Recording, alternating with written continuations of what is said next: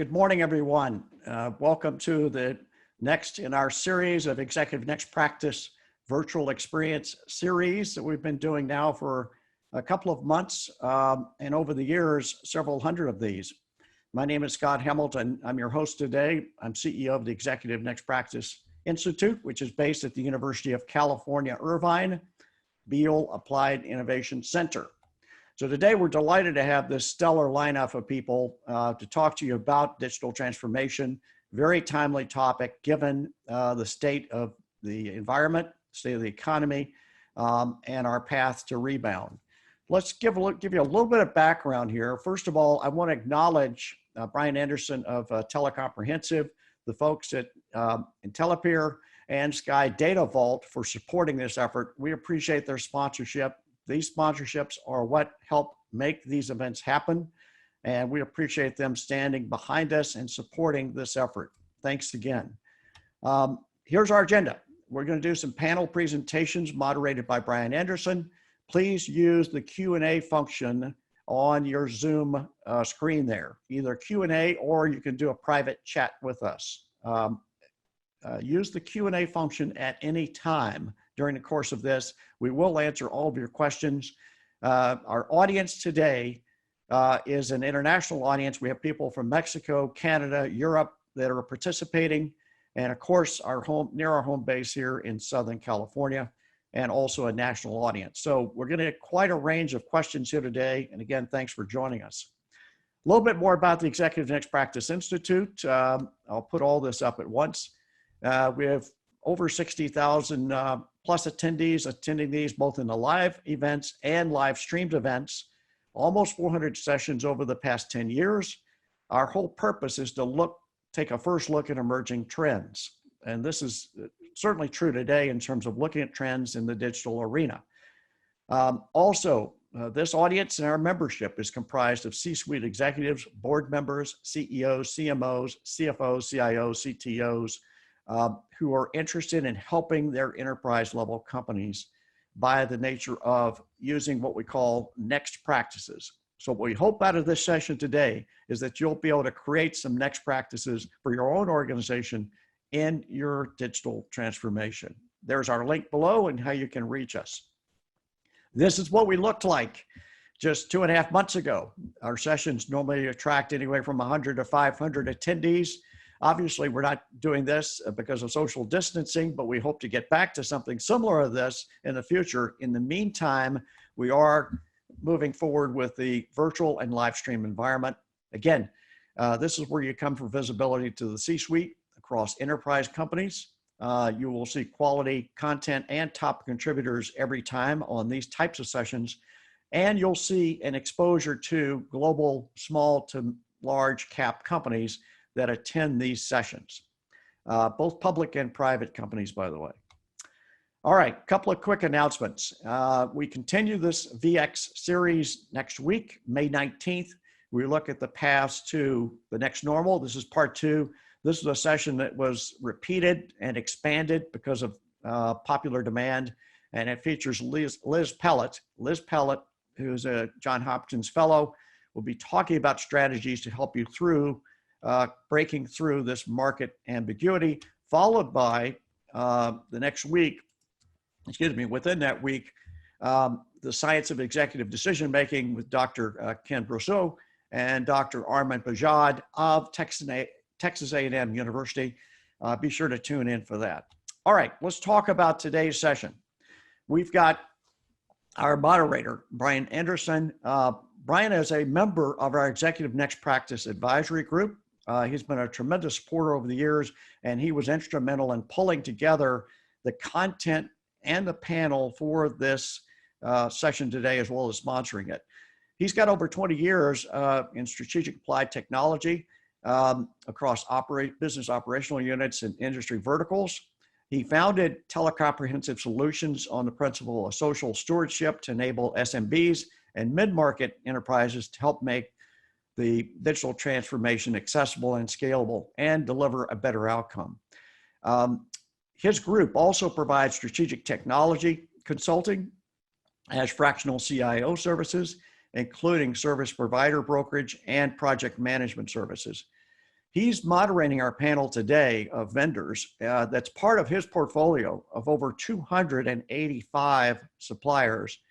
And they're all pioneers in this digital transformation space, as you'll hear today.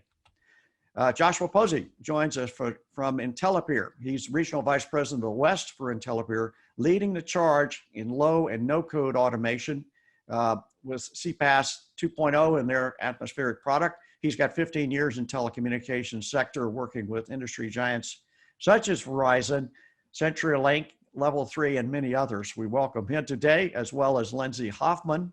Lindsay is Director of Microsoft Programs at Pax8, where she specializes in training, productivity solutions, and leadership development.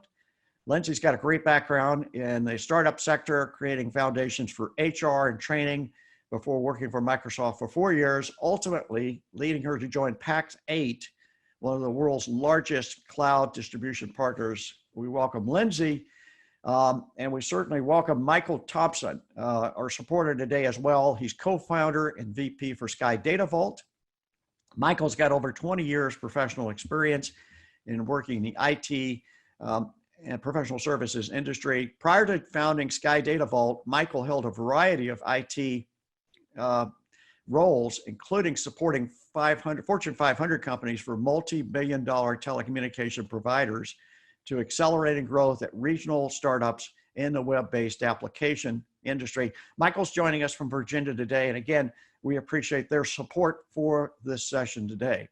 Now, without further ado, I want to turn this over to our stellar moderator, Brian Anderson. Brian, I'm going to stop the share and welcome you and the panel to the session.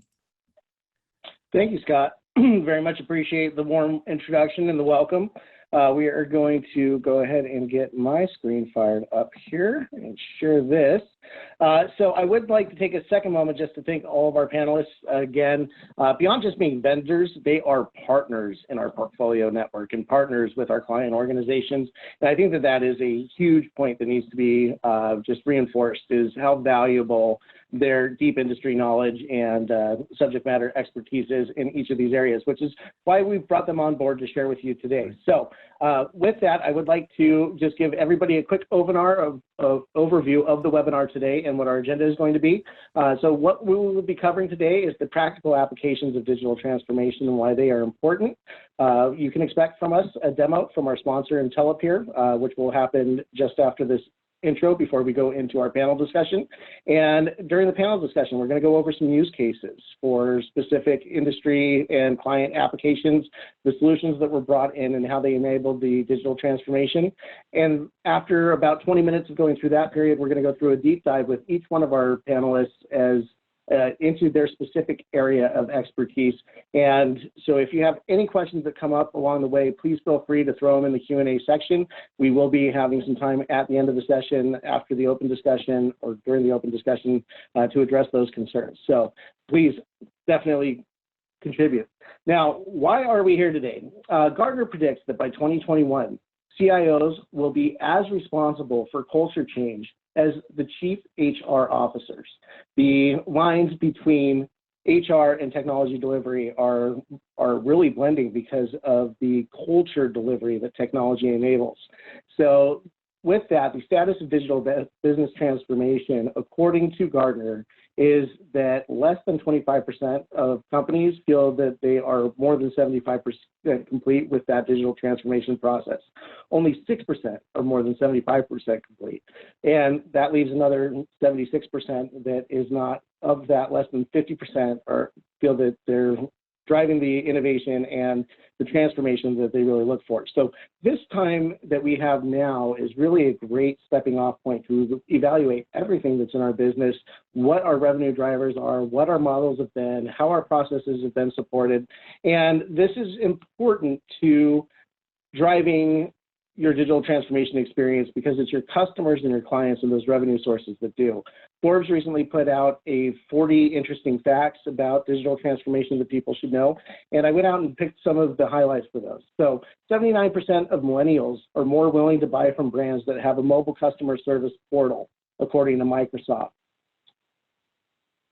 As you may know, millennials are just about to take over 50% of the workforce as well, so their available capital is going to be increasing. 71% of consumers want a consistent experience across all channels, but only 29% say they get it, according to Gladly, a customer service satisfaction research firm. 66% of consumers have used 3 or more communication channels to contact a brand's customer service, according to Microsoft. Solely having one platform for customers to reach you is no longer effective as far as what consumers are looking for. Omni-channel consumers and customers spend 4% more in store and 10% more online than single channel customers. Additionally, for every additional channel that they use, customers spend more money, according to Harvard Business Review. Now, surprisingly, 33% of customers, a third of all customers who ended their relationship with a company last year, did so because the experience wasn't personalized enough, according to Accenture. So those are some of the areas that we're going to be diving into today to address our core focus of why we're here, digital transformation, to address customer retention and revenue growth. So with that, I'm going to hand over the time here to Josh Posey to talk to us a little bit about IntelliPeer and what CPaaS 2.0 is and how that is driving digital transformation. Excellent. Thank you very much. I appreciate the introduction. Well, first off, let me say this. I hope everybody is healthy and safe. Obviously, we're dealing with an incredible challenge in the nation and around the world that is changing how we live, much less how we do business. So with that being said, I definitely want to talk about some of the things in the IntelliPeer toolbox to help you all with your digital transformation, specifically when it comes to customer retention and revenue growth. So with that being said, I know much like me, most of you probably have your phones within arm's reach. If you wouldn't mind grabbing it up for a second and text to this short code, an IntelliPeer provided short code. The number is 27227, like you see on the screen. First, if you'll text capital J, capital P, that'll give you another channel of communication with IntelliPeer to receive my contact information. Then, if you'll text that same number, info, you'll have a few additional links, again, providing on a multiple channel communication, a few links based on what we're going to speak to today. One of the interesting things is the most used app on any smartphone is SMS, but yet it's one of the least used ways of communicating for customers with the people that they want to talk to each and every day. It's said that in America, people check their phones every 12 minutes. Now, I have 8 kids, most of them with cell phones, and I guarantee that number is much less here. They check it much more frequently, especially when they're at the dinner table for whatever reason. But the goal of what we're trying to share with you today is how the IntelliPeer Atmosphere CPaaS toolbox can enable you to communicate on multiple channels and give that seamless interaction. So somebody communicating with you via SMS feels the same as somebody talking to somebody in your support system live. It's got to be seamless. Next slide, please. All right, so first off, who is IntelliPeer? We've been around for well over 16 years. We were born in the cloud and we continue to evolve in the cloud. We were best known for our SIP practice for many years with a fantastic, reliable, redundant SIP network. But over the last 4 to 5 years, we've been evolving and changing with CPaaS since the purchase of Adventone. Now we've got a full CPaaS option for our customers to create those multiple channels of interactions, but yet still work with the company that's known for our customer support, 24/7, 365 US-based white glove support network operation centers available to you as well. Next slide. So Atmosphere CPaaS, what could you expect? Some of the things with our Atmosphere CPaaS that we want to help you understand what we can do for you is drive revenue, reduce costs, and increase customer satisfaction. These are actually 3 use cases of customers with IntelliPeer. One found out they can sell more through self-serve automation. The other one was able to save more with call deflection and utilizing smart flows for automation. And the final one was able to boost the customer experience through notifications. The 4 pillars that IntelliPeer stands our Atmosphere CPaaS on are right here: voice and SMS, insights, engage, and smart flows. Insights gives you visibility, analytics to call completion, message completion. It allows you to utilize information to see what you need to tweak, change to communicate more effectively. Engage will provide an outbound campaign manager, whether it's SMS or voice broadcast. But then smart flows is really the strength. That's the meat and potatoes, if you will. That's going to build the inbound, outbound, drag and drop type technology, omni-channel communication. This is going to give you a full experience to continue to move forward into that next level of communications or modernizing communications. Next slide. So we talk about modernizing communications. We don't want to get stuck in what we call the success trap. Well, we've always done it this way. Well, this is what we're comfortable with. You see the huge number of millennials and what they're driving as far as how they want to communicate. What we're doing is we're trying to stay ahead of that with our customers so that they can communicate with their customers in any one of the multifaceted omni-channel communications. That could be SMS, that could be social media. Actually, again, with everything going on, a lot of call centers are really reduced as far as the amount of people that are in there able to answer calls. I called in for support last night for something, and they said the call center was actually closed. This number is not going to be used or monitored right now. And to communicate with their support, I could either send an email or a direct message tweet. I'm not much for Twitter, but that's that direction I went. Again, it was still pretty smooth. I was able to get things accomplished. That's what Atmosphere CPaaS is providing. Regardless of what channel that they want to communicate on, we're going to bring it together in an easy to use, easy to develop type of application. We tout low code or no code. We tout speed to market. And again, we're going to work with you to develop these solutions. Here's an example of an inbound omni-channel use case. It doesn't matter where the message starts from, whether it's a voice call, an SMS, an API call, or a chat. Whatever triggers it, we're going to give that same feel, help you build that same level of expectation as it goes through our Atmosphere Smart Flows, which is embedded with the Watson AI, and then it goes through to your CRM, your call center, other applications, or maybe it does need to get rerouted to live agent for escalation. Next slide. All right. Why is it fast and easy to deploy? CPaaS has been around for a little time now, but it's really been focused on the developers. Intellipeer says, okay, we're going to have a solution for the developers. We're going to have a solution that's got the horsepower to please them and make everything that they want to do easy to do as well. But for everyone else, we're going to make it easy, low code, no code. You'll see here what almost looks like a Visio. And that's what our SmartFlows is built on, this drag and drop technology with this easy to use visual designer. You simply drag, connect a few dots, add in some information, what you want the response to be, where you want it to go, and hit activate, and minutes later, it's up and running.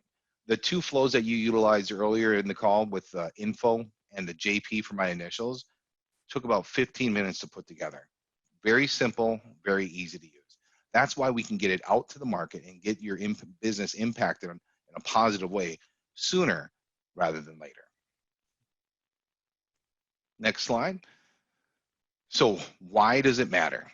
It's so very important, like you saw in some of the earlier stats, to communicate with people the way that they want to be communicated with. If I want to send in a text message to get that information, that's how I'm going to find a company that's going to be able to deliver that for me and be able to communicate with me quickly, easily, and affordable.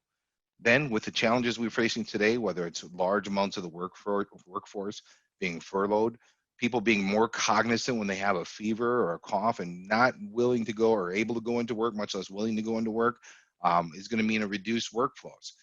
Where we can automate and simplify through text, through artificial intelligence, is going to do nothing but increase revenue, reduce overall costs, and increase that customer experience. And here's some of the stats to go right along with that. Emails open rate, less than 18%. Text, 99% open rate. If anybody looks at their phone right now, chances are you might have 1 or 2 text messages that are unread, probably 50, 100, even more emails that are unread. So the proof is there. Now we can help to transition. Thank you, Brian. Thank you. Very, very insightful and I think pertinent to this discussion. So thank you very much for being on board with the panels. And we're going to go ahead now and actually dive into some of those case studies that we just discussed. We're going to go back through kind of in that same order. We're going to go ahead and start with Intellipeer, moving into PAX 8, discussing about collaboration platforms, and then into Sky Datafall, talking about business continuity and disaster recovery. So in each of these, we'll kind of look for, lessons learned, thriving through change, and emerging trends in end user engagement. So we'll give an opportunity for each one of our panelists to kind of present their use case and then have a conversation around those 3 items. So Josh, go ahead and walk us through your use cases that you brought to the table here. Absolutely. So the first thing I want to point out, this is a Fortune 1000 company, over 15 million people served. So this can work for customers larger and can work for customers smaller, right? This is this particular company's use case.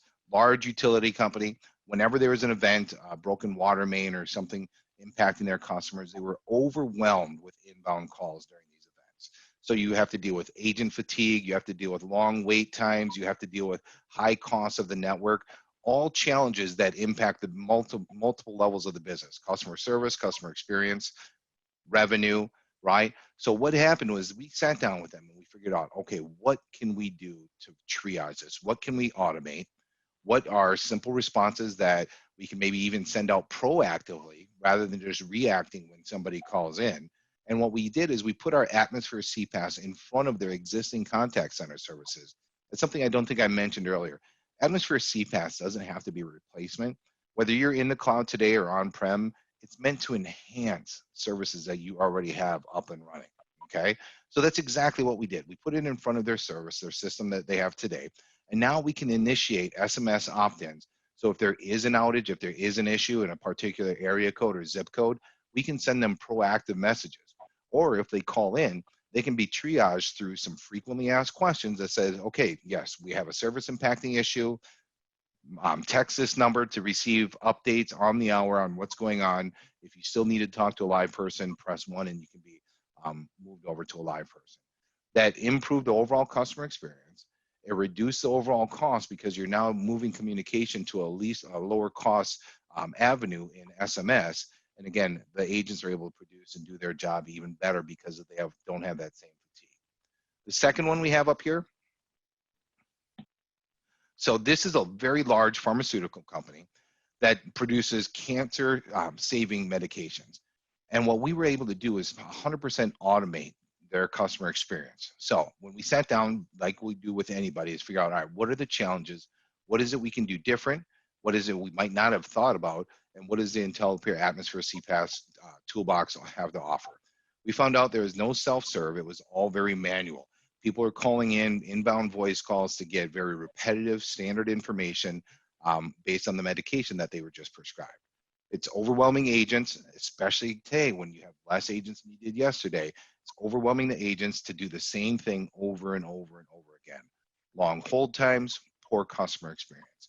What we're able to do with our solution is, again, automate those customer interactions, whether it's voice or SMS. I can send in the name of my medication and I can automatically get back when my refill is going to be up, how to take it, what some of the side effects are. I'm able to communicate with them in the way that I want to communicate and have the information at my fingertips readily available rather than calling in, waiting on hold.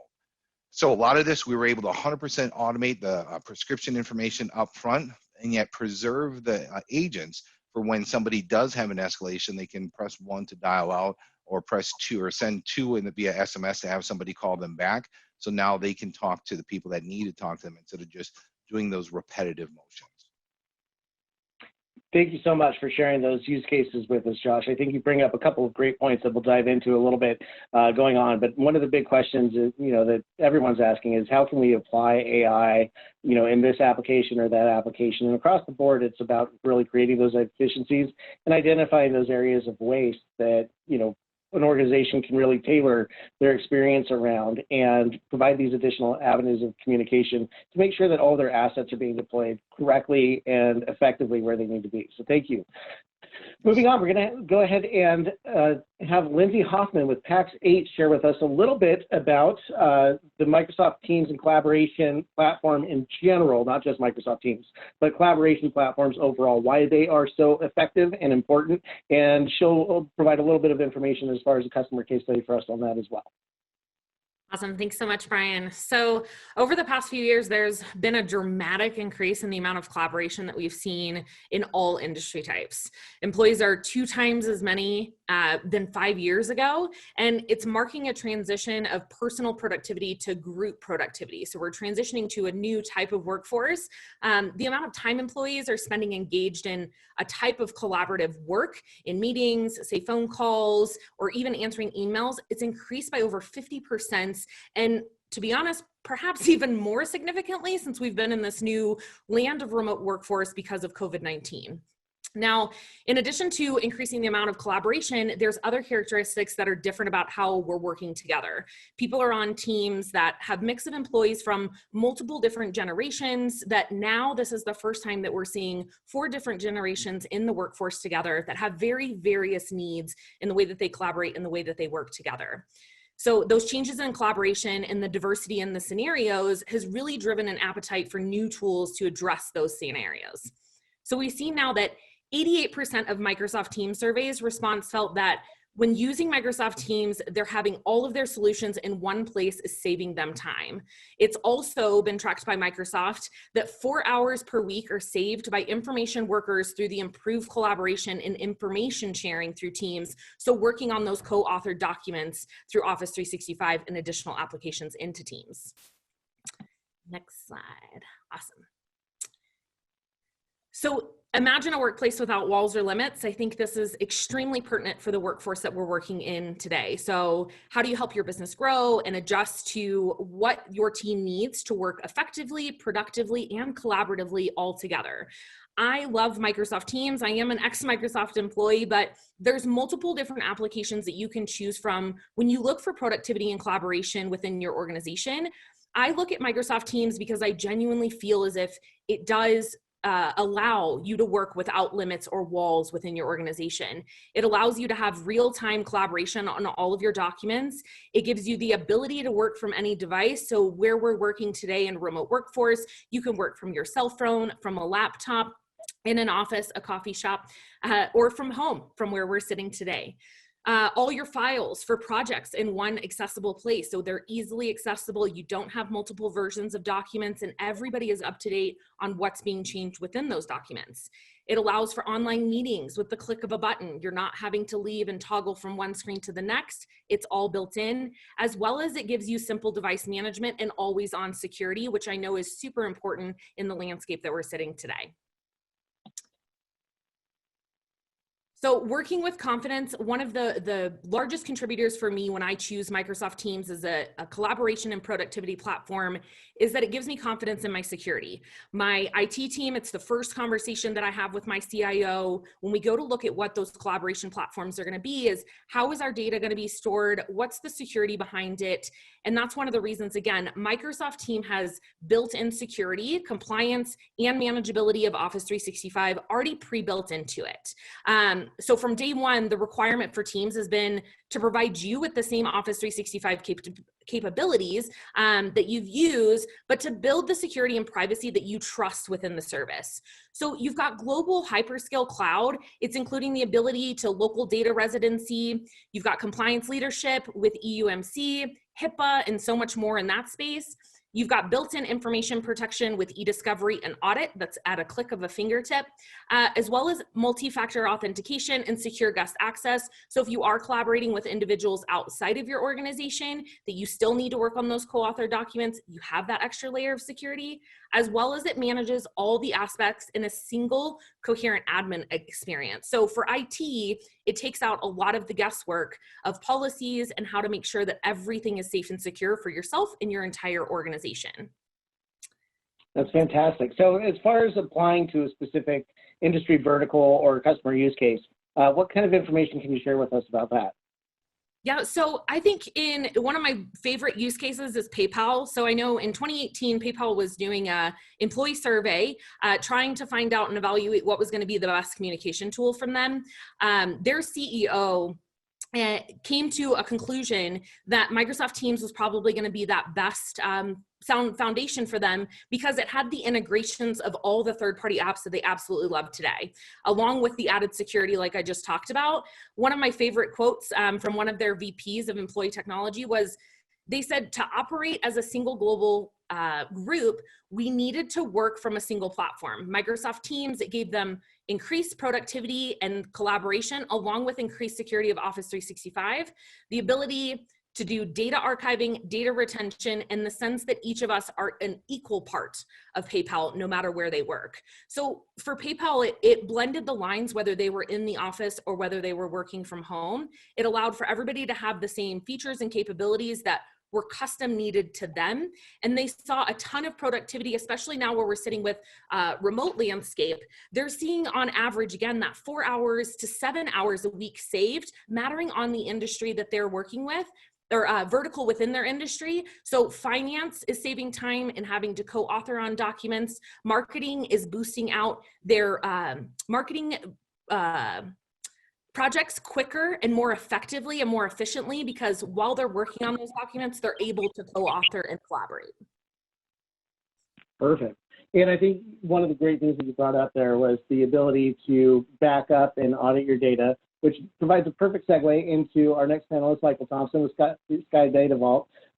Michael, would you share with us a little bit of information about your use case and why that data management strategy is so important for organizations as they execute on a digital transformation initiative? Oh, Michael, you're still on mute. How about now? There we go. Excellent, excellent. So I chose this use case because I thought it made sense, not only from a standpoint of it's in the market of California, but also because this is an example of a digital transformation that we're seeing a lot, especially in the post-COVID, or while we're all dealing with the COVID experience right now. So in this example, this customer has a online university format that has tens of thousands of users throughout the US, and they have a very limited amount of actual support staff. I think they have a total staff of maybe 50 to 60 individuals, with maybe 2 or 3 doing IT infrastructure for them. When the new CTO was hired, he came in and found out that they were doing nothing for off-site backup and recovery. Everything they had protecting their environment was local to the headquarters environment. So you can go ahead and do the next slide.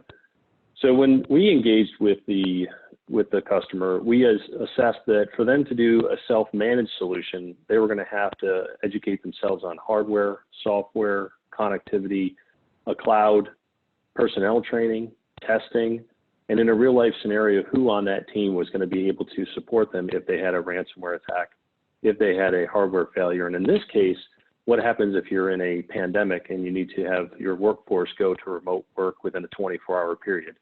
And quite frankly, the CTO said that just isn't in our skill set. That is not what our organization does for a living. We would like to outsource that.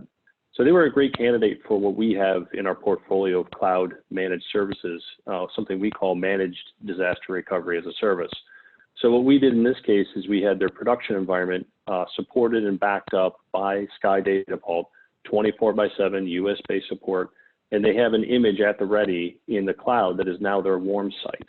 So if they have to go to a virtualized environment for any reason whatsoever, we can facilitate that virtualization. They can connect to it through a VPN connection, and they can get back to focusing on their constituents and their students that are using them for their online university.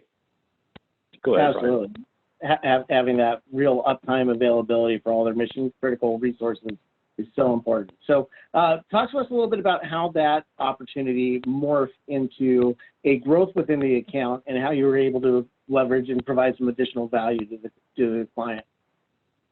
Well, it's interesting, Brian, because what happened with this one, and the reason we chose this one, is that what we're seeing is that this digital transformation to cloud services and to leveraging more elastic environments isn't necessarily always a forklift. In this case, the business objective was an office move. And when they evaluated the risk associated with moving their infrastructure and their individuals from the current location to the new location, they realized that if they could leverage the cloud infrastructure that we had at the ready, that it would eliminate all of the risk associated with connectivity delays, would eliminate risk associated with downtime, and it would take the burden off of them during that process, which is typically a very stressful situation. Now, fast forward to today, and what we're seeing now is that organizations are looking at, customers of ours are looking at systems that may be reaching capacity and they don't have the ability to actually put physical people on site to replace servers. They may have a server or an application that is no longer working correctly because the existing server has an issue or a malfunction. Leveraging the Sky Data Vault cloud and service in this DR model is allowing them to put those resources into the cloud and offer a chance for their user community to access it through VPN, so they're not reducing productivity during these times.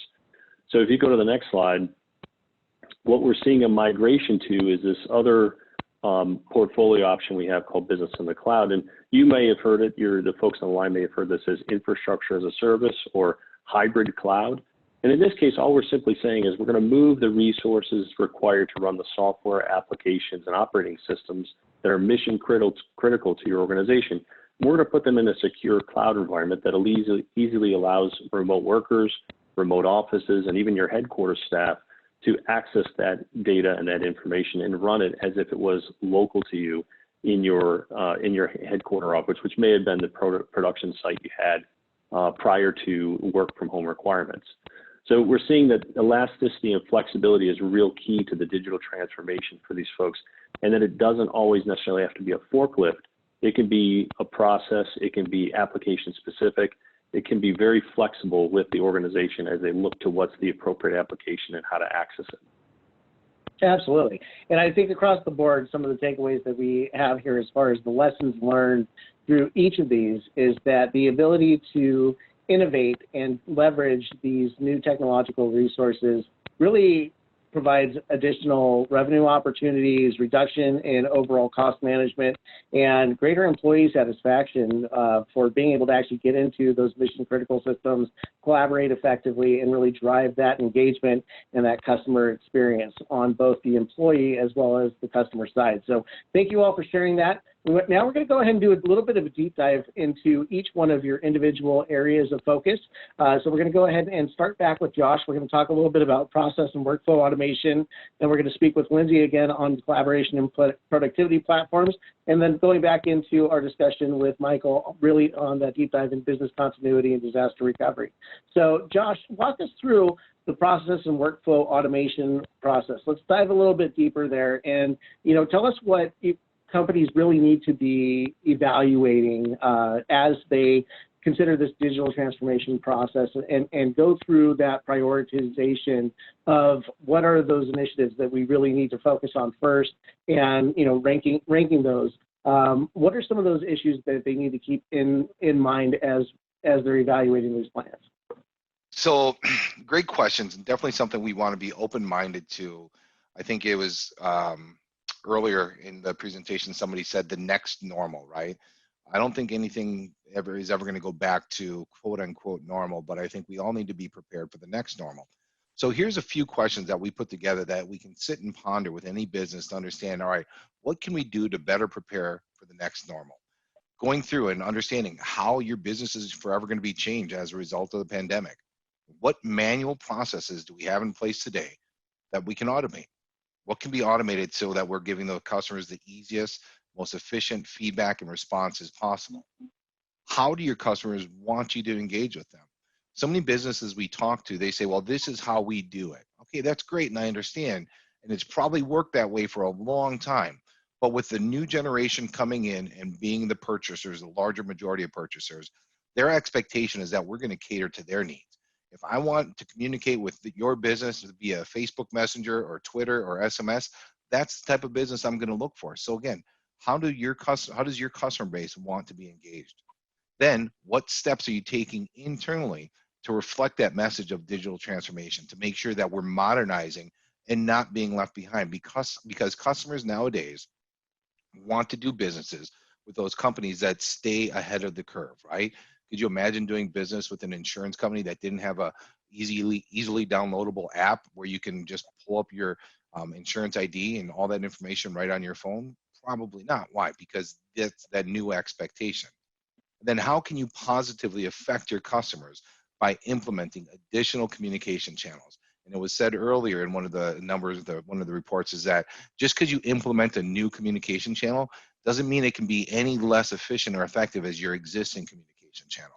And that's where the Atmosphere CPaaS is going to come in and give that standardized experience, whether across any particular channel. So these are some of the areas that we want to be thinking about. These are some of the things that we want to focus on with businesses to see what can we do to stay ahead of the curve, to be efficient and drive that best possible customer experience. Oh, absolutely. And I think you bring up a great point, because for a lot of our listeners on the call, they may not know all the industry jargon. We keep referring to CPaaS. And for those who haven't heard that term before, it's Communications Platform as a Service. So CPaaS 1.0, you might be familiar with organizations that were known for being disruptive, such as Uber or Grubhub. Those were kind of that first line of the CPaaS experience where everything was integrated into the app that's on your phone. You'll be able to see the map. You'll see your driver. They're going to check in. They're going to send you a message. All of those different communication paths are integrated. And when they're close, it'll send you an additional text message in case you've closed the app. Those processes are all automated. One thing that I think is really important to also focus on here is, you mentioned customers quite a bit.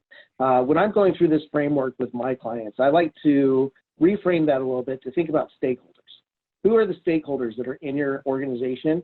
It's not just your customers. It's going to be your executive team. It's going to be your managers. It's going to be your board. It's going to be your employees, the staff on the front line, independent contractors, service providers, vendors, as well as your customers. And your customers may have multiple segmentations as well. You might have different product offerings that target different segments of the market.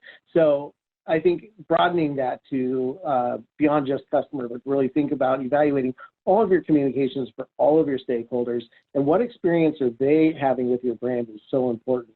Too often, companies get locked into being a slave to the processes of whatever technology they first bought to solve whatever problem they had. That particular software required things to be done this way, and that's where the organization gets molded around that. And going back to the original premise of this, where technology and HR are really blending to drive culture, this becomes a culture piece to say, what culture are we delivering to all of our stakeholders? Would you agree with that? No, absolutely. I think that's the right perspective. We've had customers come to us and utilize this for their internal customers or those internal stakeholders to keep a line of communication open, just like you stated. So excellent points. Great. Well, thank you so much for taking that deep dive with us, Josh. We're going to go ahead and transition now to Lindsay. Lindsay, let's talk a little bit more about really collaboration and productivity and why that is such a driver, not only for customer retention and revenue growth, but also on that culture piece. Yeah, definitely. I love that you guys are bringing up culture. I think it's extremely pertinent with what this conversation had. And when we peel back the covers and look on how organizations are working today, we're seeing a myriad of tools that are in use. There's multiple different department needs, there's different user case needs, and there's a team of developers who are using maybe Teams chat, and the executives are maybe using email. HR is using something different. And Microsoft Teams really allows you to connect the entire organization on one platform with all of those additional apps that they're using, and cater to those specific diverse needs that they need. So a lot of the challenges that you're going to see for users is they have multiple logins, they have difficulty sharing because one uses a different platform that they're not as comfortable as the other department that they may be speaking to. Challenges for IT is definitely that security and compliance risk. How do I have guests join in? How do I work and collaborate with people outside of my organization? How do I ensure that there's compliance and policies and regulations set up internally for my end users that are within my organization? And then you have challenges for the business overall. So it's incomplete toolkit leads that are disengaging the employees. It's costly, it's disruptive to your workflow, and it doesn't allow you to really hit that, what I like to call your flow state, where you're not having to toggle to multiple different screens throughout your entire day. Absolutely. And I think one of the things that you bring up there, employee engagement, is a separate issue. We don't have time to delve into that today, but we will be focusing on that. We've kind of addressed that in the past. It is a huge opportunity for every organization to really focus on that employee retention. Engagement is the number one reason why you have employee attrition. They're not engaged, they're feeling like things are not correct. And again, this is where it ties back into not only your IT architecture, but your culture as well. When all of your systems are fractured and siloed and things are frustrating and information doesn't jump here, the opportunity to create a shame, blame, judge, and justify environment where, people get scapegoated is unfortunately the easy way out, rather than dealing with the hard things of correcting those fractures and creating that seamless ecosystem. So Thanks for sharing that. Let's talk a little bit about that ecosystem now as well. Why is that ecosystem approach so important to your technology selection and adoption for driving that engagement and creating that culture? Yeah, I think that, there's a ton of third-party applications that integrate into Microsoft Teams that, are still pertinent and still needed for certain departments. For instance, Trello, right? Those ticketing systems. Maybe potentially you have a marketing group that's hosting webinars like this and you love the experience through Cisco WebEx. Those things are very important to an organization as you try to create a central hub for all of these additional applications and logins as you're using throughout your different day. And every end user should feel empowered to use and love what they are currently using, but also have that hub where it's all centrally located and found to save time and to save ease and effort and add that extra layer of security. So I love to call out the things like Ring Central, your Salesforce application. If you love Zoom, it integrates into Microsoft Teams and gives you extra security. Trello and Cisco WebEx, as well as ADP, for your HR and for the end users to be able to access potentially, their payroll, their HR benefits, things that they would have to migrate to a web browser, to really adding, again, that one-stop central location for yourself, your employees, and every single department to have what they need and for their custom fit so that they can really be empowered with the tools to be the most productive and the most collaborative in every single day. Absolutely. And the ability to connect all of those data points together in a seamless environment and have a logical flow so that that data is not getting siloed, it's accessible, it becomes what we call the single point of truth, is what we're all looking for from an information management perspective and from that discoverability perspective. So I think that everything that you shared really ties into that so perfectly. So thank you for sharing that. Again, I'm just going to go ahead and remind our audience as well right now, if you have any questions for any of our panelists, please go ahead and start putting those questions into the Q&A section, and we will address them at the end of the format. So Michael, let's talk a little bit about business continuity and disaster recovery. This is, what I would say is one of the first conversations that I have with every one of my clients is when it comes down to technology and technology failures, oftentimes there's a tendency to want to point to individual service providers as the breaking point, but it's true across everything. I mean, it's a universal law of physics. Entropy happens, right? So it's never a question of when, it's always a question of if. So let's talk a little bit through that. Share with us why that business continuity and disaster recovery, I've personally done some work through the community to highlight that focus. And there's been a lot of complacency from a lot of organizations who felt we didn't need to have it until something happens in that moment. And I believe that this COVID-19 situation that we're all in currently has been really a great reminder for us to step back from that complacency and really focus on this. So can you walk us through some of that? Well, I would agree with you, Brian. And I think what's happened is the unfortunate side effect of the pandemic is that as organizations are looking at how they're able to recover and how they're able to protect their employees and their mission critical IP and IT, is have we really positioned the organization to be prepared for a variety of different scenarios? When we started this business, and the mind shift that we had to make with our customers was that disaster recovery isn't fires and floods; it's human error, hardware failure, and ransomware. And we've educated our customers to a point now where they understand the risks really are outside of the environmental, although those things do still happen and we can protect them from it. The risk really is a moving target. And that's why we say it's a question of when, not if, because I don't think anyone really expected us to be sitting in the situation we are right now with the pandemic and trying to figure out how to get back to, as Josh said, the next norm, because I don't think the old norm is going to be how we're going to move forward. So there's a internal look that has to happen with an organization that says, are we really prepared for the risk that's in the marketplace today? So we address risk in a lot of different ways, and you can see how we've clarified it here with some bullet points. If you want to go to the next slide, there's a topic that I wanted to bring up too, because as we get to the point where an organization understands risk, and they're now saying to themselves, okay, well then how do I mitigate or manage that risk? The question then becomes, as we as an organization start going post-COVID, what are we doing that is core to our mission, and what are we doing that we can either outsource or possibly eliminate that isn't a core focus of our organization? One of the questions that I've heard recently, which is quite insightful, I think, from some of the customers we work with, is that getting out of this current situation is step A, but step B is how do we prepare for the next step in this COVID response? And if something happens again in the fall or winter of this year, am I going to be positioned correctly to support my workers, my employees, and my customers? And if I'm not, are my competitors going to be better positioned than I am? And is that their competitive advantage over me? So risk now takes on a lot of different forms with regards to the business and how we prepare for it.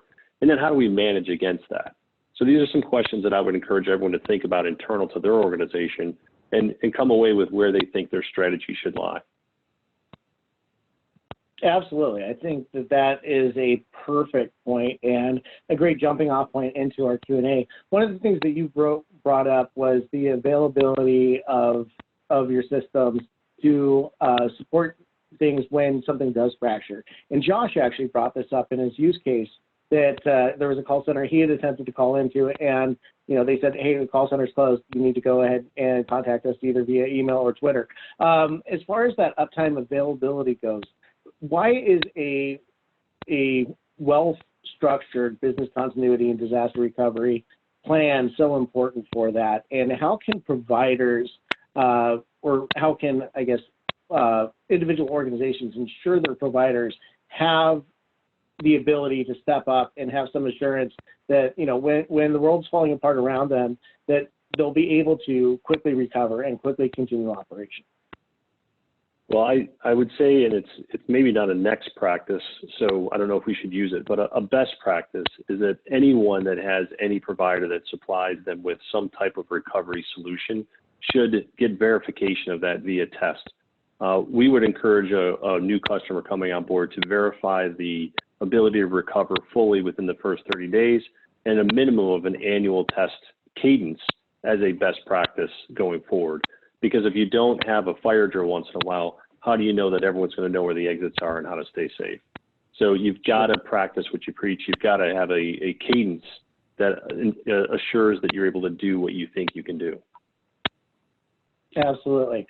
So let me go ahead. We have a question from the audience for Lindsay, and I know that she has posted the answer already as well, but let's talk about this because this is actually a really good question.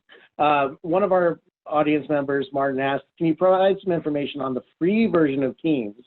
And I do want to talk not just about the free version of Teams, but what that looks like for organizations as they for other software solutions as well. But let's start there with you, Lindsay. Can you provide a little bit more information about that?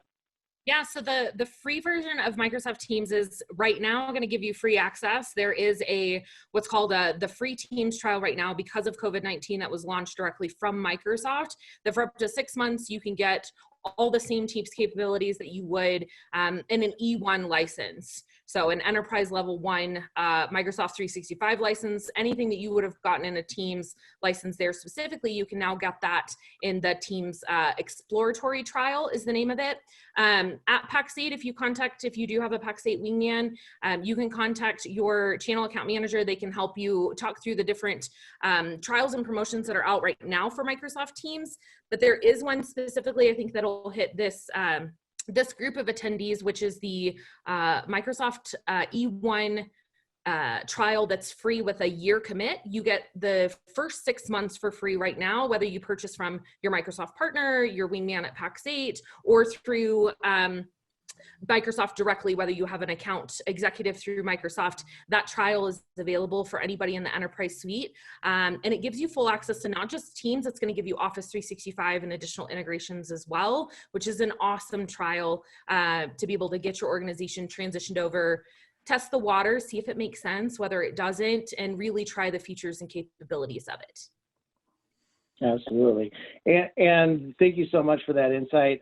As well, I would just suggest that there are a number of service providers that are out there that have solutions that are available specifically around the situation that we're in now that have deferred billing for 60, 90, 180 days until 2021.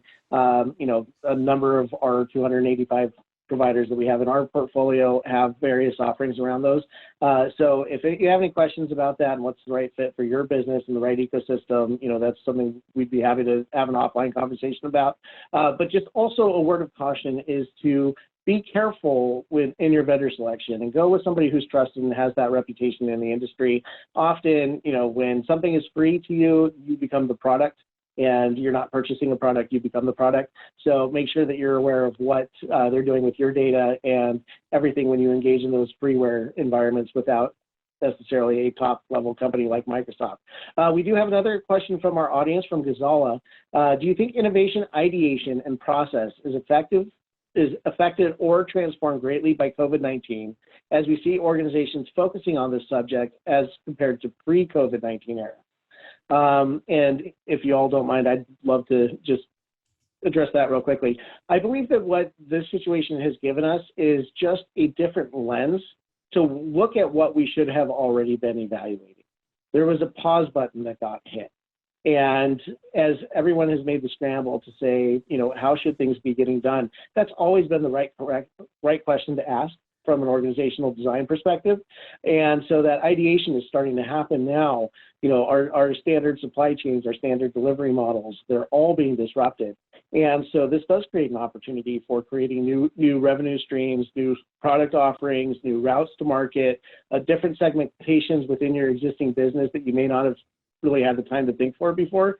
So I don't think that it's COVID-19 per se, but it is the recently and rapidly changing dynamic that has created that launch off point, I think, for innovation. So thank you all so much for your time. I think that's about as much time we have for questions. I'm going to go ahead and pass it back to Scott now.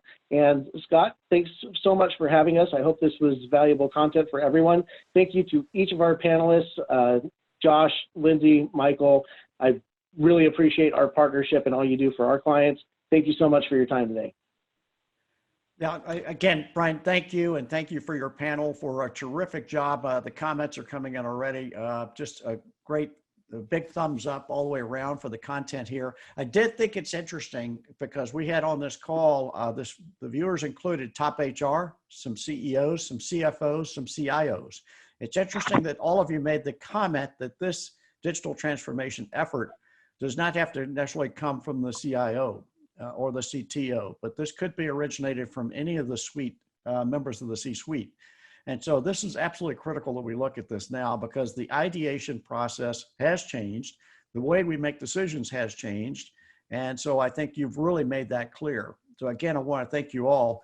Here's how you can contact us, and we'll leave the screen up.